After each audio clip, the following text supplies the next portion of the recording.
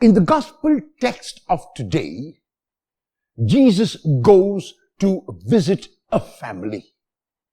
And this family is made up of two sisters and a brother. The brother is not mentioned. His name is Lazarus, but he does not figure in the text of today.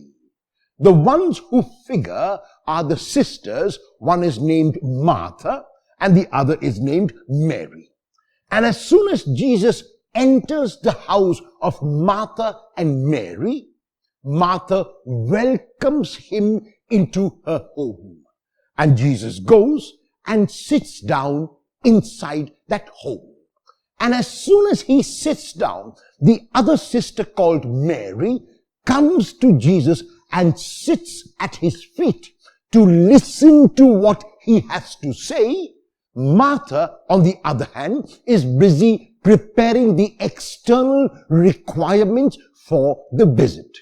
Both this action of Martha and this contemplation of Mary are required in the presence of Jesus. So one has to act and one has to be. Mary chooses to be, Martha chooses to act, and both of them are doing what their heart tells them to do.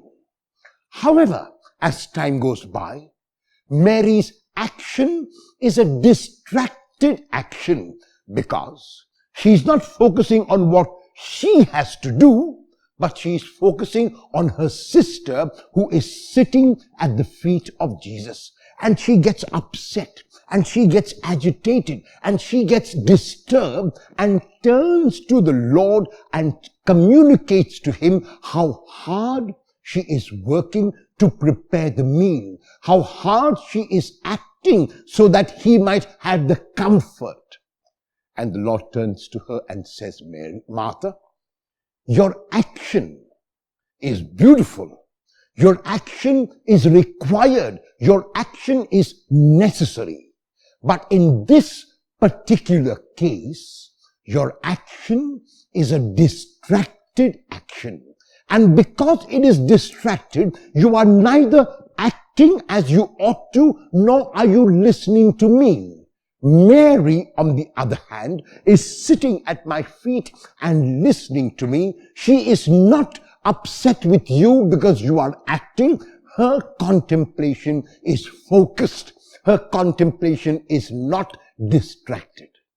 And so the distinction which Jesus makes today is not between contemplation or prayer, which is good and better than action. No, he doesn't make a distinction between prayer and action. He makes a distinction between distracted prayer and focused action, or between distracted action and focused prayer.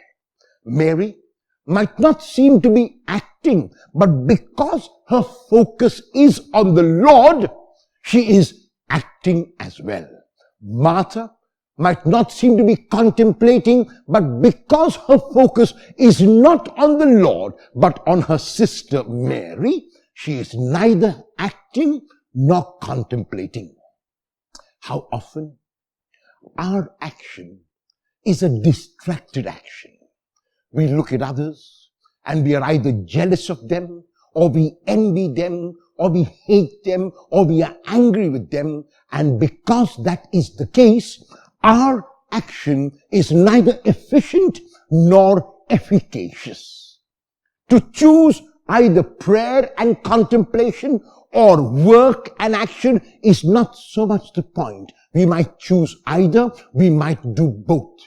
The point is that when I contemplate, when I pray, my prayer has to be focused. When I act, when I work, my work has to be focused. Will I work focusedly? Will I contemplate and pray focusedly?